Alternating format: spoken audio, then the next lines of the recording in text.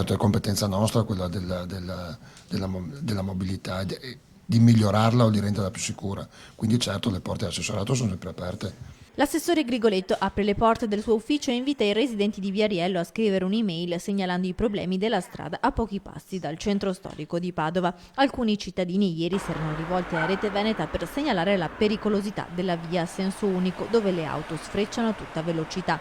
Nelle loro intenzioni una raccolta firme da portare all'assessore che promette un sopralluogo.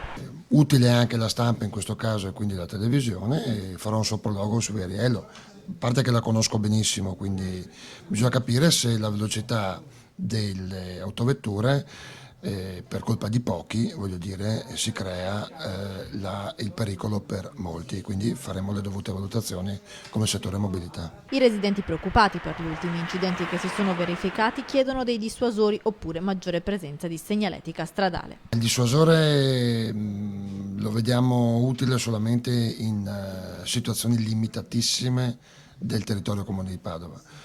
Calcoliamo che i dissuasori, come sono stati fatti, compromettono le ambulanze, i mezzi di soccorso, il trasporto pubblico e quindi tutto quel sistema di riferimento del servizio pubblico che comunque, o di soccorso pubblico che deve raggiungere in un tempo decente alcuni punti strategici della città, quindi vanno usati solo quando servono, non in modo indiscriminato.